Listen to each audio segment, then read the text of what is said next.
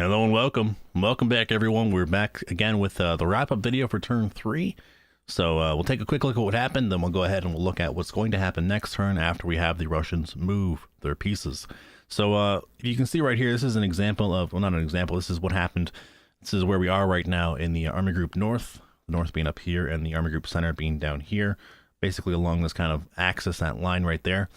So in the north here, we made it all the way to Tallinn. We sent one Panzer division all the way up there to go and capture the city, basically cutting off these forces over here. Not really any forces over there worth going to capture. And I mean, it could be very easy for them to go ahead back this way and cut off the supply line. Actually, if we go ahead and take a closer look at what exactly is going on up here, we'll be able to see. But I mean, here we go. You know, it wouldn't be too difficult for them to cut across this line here and go and, you know, cut off our own forces up here, but it also wouldn't be too hard for us to go back and push this way and restore supply in the next turn. So I'm not too worried about that. Basically, though, we've taken Tallinn, which is, you know, nice. Any industry that was still there, we've captured now. As you can see, we spent this turn basically across the entire front, you know, north, center, and south. We basically just consolidated our position and moved our troops up towards the front line. What I'd like to do next turn is we've gone ahead. We're going to try and form a front line down around here, I think was the agreement, and then we'll push, try and push around with infantry, and of course one little corps or division will go and take Veliki Luki. As well, the Panzers are going to try and push. They're going to try and come up right this way through this little open gap here where we have a free river crossing that we can make across. We'll try that. We'll try and push across the river there, and then we'll try and push towards Pskov if we can. Probably we're not going to capture it, honestly, on the next turn. It would be great if we could, but realistically, I don't expect to be able to capture it. But if we can break their line here, and even, you know, if we can get through on the bottom, on the south here, along the Signayaya, and then come up here along the Velkiye, it would be probably good for us. We'd probably get a tiny little pocket in here if they don't retreat this turn. But otherwise, I mean, like, the line is basically shattered. But one thing we also noticed looking at this this whole thing, if we look up here, we can see that they've really dug in around Leningrad. So they've put quite a few troops around the city. The city, I think it's like right over here. So I think that's Leningrad there. It's a big city, but it's gonna be difficult to take, honestly. I mean, look at the forces they have there. So I mean, any troops we can take away from them in the way down here. If we can go back this way. So I mean, if we can, you know, okay, if they were to get these troops here out of a pocket and they were to send them back towards Leningrad, it would just make it harder for us. So any troops we can pocket in and around Pskov would be great. I think that Pskov is honestly the best city to take here. If we can take this one here, it opens up a whole avenue of approach. But if they really prove persistent this turn, taking Tallinn, that's way out here off the map, we might be able to kind of flank around on the little jutting, I don't know what you'd call it, islet, peninsula, probably not peninsula, I don't know, the isthmus of land up there. I'd be able to cross that and get towards Leningrad from that way and trying to threaten a surround on the entire Pskov area and the Novgorod area. So that's going to be the plan for the north. That's basically it. We also, of course, you know, there's this little pocket over here to look at as well. We spent way too much time trying to consolidate this pocket, but finally we've pushed them off a port. So next turn, these troops over here that I now have, these guys right here, they're going to be easy to take. It shouldn't be too much issue. And yeah, other than that, you know, we moved some airfields up in the north, and that was pretty much the Army Group North turn. If we go down here in the center, we take a look at what happens. We can see that we weren't able to push on Smolensk this turn, but we are on the move. Down here, we have an army that's moving this way, and up here, the darker green army is moving this way as well towards the line they've set up here along this river. The plan is going to basically be on the next turn. You know, this turn we spent moving all of our troops around, trying to get into the proper position so that we could be in the best place possible to attack next turn, in addition to having supplies and fuel and not to go as far as possible. What I'd like to do is, as you can see here, we've massed the 2nd Panzer Group, I believe, along Mogilev here. We're going to try and break right through the city.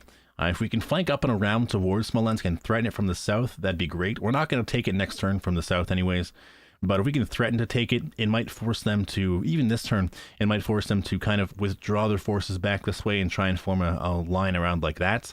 But at the same time, what I'd like to do is I'd like to go ahead up here in the north, and we'll actually try and, so we're going to be trying to come up this way from the south, and we might try and also, we have Vitebsk, so what we're going to try and do is flank around this way as well. You can see we've already moved across the river over here, and we're trying to get behind their line with a couple of motorized and panzer units. So that would be great if we can get behind them and we can threaten Smolensk as well this way. If we can do both at the same time and pocket this entire area, that'd be the best. You know, that's the best of both worlds. But I think they're probably going to withdraw here. I'm not exactly sure how the AI plays, because I mean, like I played this game a long time ago, but I didn't get very in deep, very far with it. I didn't get very in deep with it, so I'm not exactly sure what the AI is going to plan to do. It could pull back. I think the smart plan would probably be to pull these southern troops down here and try and strengthen a line over here to prevent any breakthroughs along this river, perhaps. But I think in the north they're going to have the most trouble, because I mean, they don't have a lot up there to stop me unless they would withdraw troops from this way and try and put them over here, which I don't think they want to do. Honestly, this whole line looks pretty weak right now. I mean, it's pretty strong around Mogilev. They could give me some trouble there, but if I was them, I think I would just kind of, you know, give up on Smolensk and withdraw as far back as possible towards Moscow, where they should make their final stand. Of course, you know, a rearguard action to make me fight for all the land that I can take is great, but they just don't have the combat value in their troops right now to really prevent me from walking right over them. You can also see down here, part of Army Group Center, we also moved a couple of these troops here as well. I didn't do it in the actual video. I did it after the video because I forgot about them. But I moved them up. They kind of moved up through the swamp as well. They're trying to push Gomel over here. If they can take it on their own remains to be seen. It's going to take them at least a couple more turns. They'll probably get to about here next turn, and then maybe like towards the river on the following turn, depending on how much movement they have. Because, of course, you know, the marshes do take more movement. Luckily, though, the cavalry can move quite fast through the marsh. So that's great. But yeah, it's going to take a little while to get up there, and even by the time we get to this river right here, they might not even be at Gomel anymore. They might only have like a token force there. So after we clear the marshes out with these 3 troops, it might be good to be able to just have someone that can quickly take the city over here.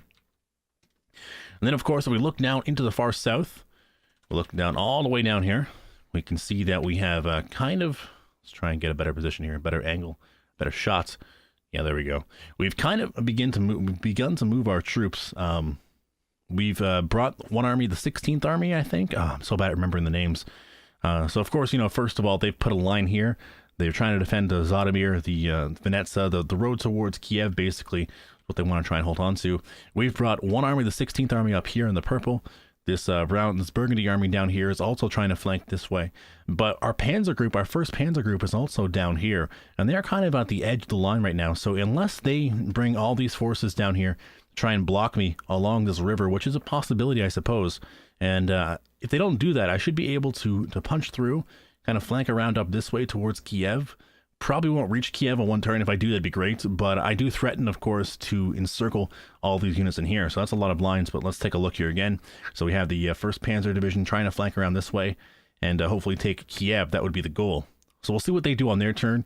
But I think we can easily bypass this line, or at least render it null and ineffective. At the same time, though, we'll be pushing this way with our armies and just trying to pin them as much as possible between our panzers, which we'll get over here, and then our own line of attack over here.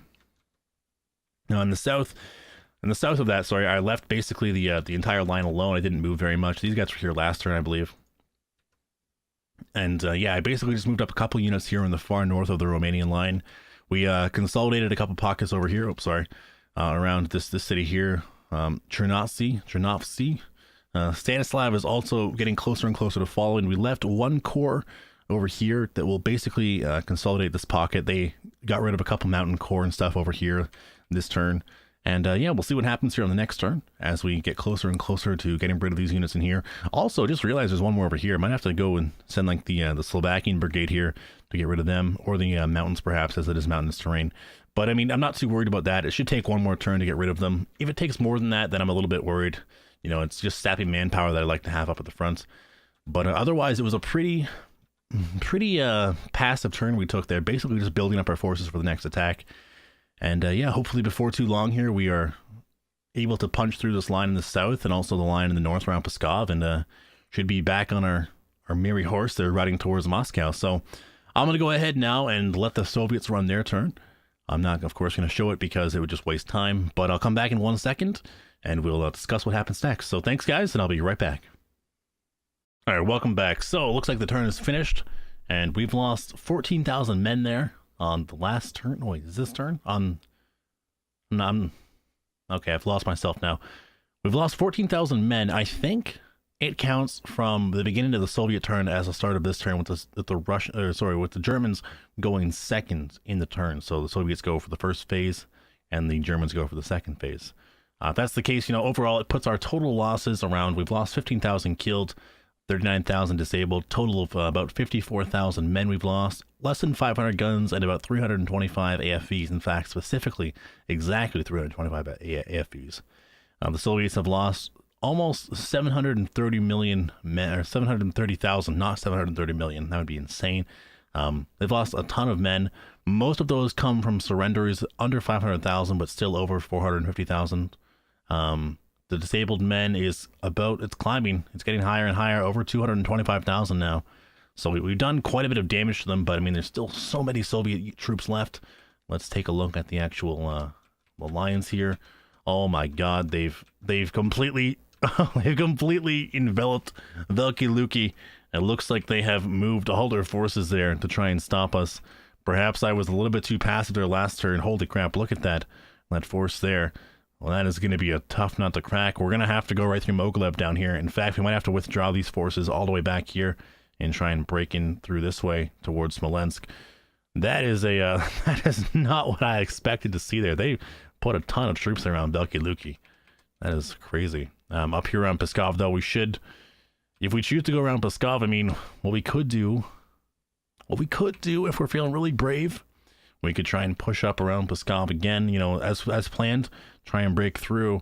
But instead of going up towards Leningrad, kind of circle around here. And if we can somehow make a push around Veliki Luki, and we can encircle all these guys, but I don't know, this unfavorable terrain here, the marshes, the amount of troops that are just in this area, I don't think we have the forces in the area to do that. So we're going to have to just try and go for Pskov here, continue towards our northern goal there of Leningrad.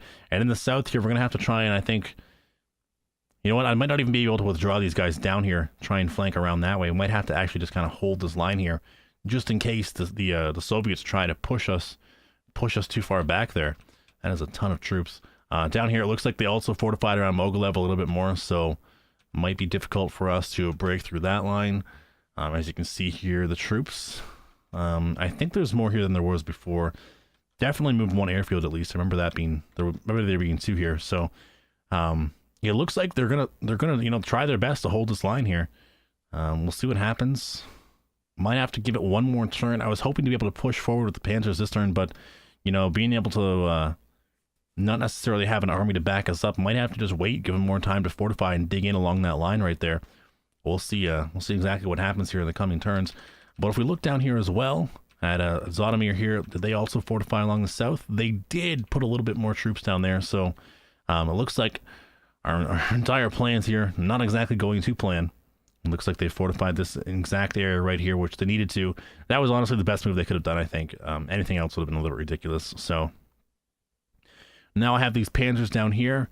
They're not exactly pinned down there. I could move them back up and try and flank through Zotomir still if I wanted towards Kiev, but I'm like, it wouldn't be hard, I think, to push right through these forces. I mean, we would take casualties, want to minimize casualties as much as possible, but there comes a time when you have to just kind of accept that there are going to be losses, and you have to try and push through and try and get these objectives as much as possible. I mean, if we were to look at our forces specifically, they still, look at these guys. We are predicting that they have almost no combat value. I mean, that could change based on what we have, but look at the frontline infantry here. They've got 2 to 4, 1 to 1. We have 9 to 40, 15 to 38, 17 to 38. I mean, we could probably push through these guys quite easily still, despite the fact that there are just so many of them there. And in the north here, we might be able to do the same thing. Once our army gets into position here, we might be able to just push them right back from the river, just brute force them out of the position, because we are stronger and we can do that. Other than that, though, yeah, that's basically what's going to happen here. So I'll have to think about the plan a little bit more seriously, but I think we're going to have to push towards, we're going to have to try and hold off on attacks this turn around Mogilev. I mean, we could try and do like a little attack to try and just get a foothold over here across the river. It might be worthwhile. But up here, I think we're definitely going to have to withdraw a little bit back here to not get cut off. Maybe form a line up here. Maybe even move some of these forces all the way up here, these infantry divisions. We have a couple more admin points as well, 57 now, so maybe we can motorize a couple of these forces over here and send them over this way as quickly as possible to hold the line there against the Russian menace. But yeah, other than that, we'll have to see what happens next. I'll be back tomorrow. There was a couple days where I didn't post a video, but I'll be back tomorrow with another video. We'll be back on turn 5. No, turn 4. We're back on turn 4, and of course, the wrap up for turn 4 tomorrow will come out. And other than that, guys, thanks for watching, and have a great day. If you have any comments as well, feel free to let me know about strategies or what you would do in this position. It might be helpful. But otherwise, guys, yeah, have a great day, and I hope to see you again very soon.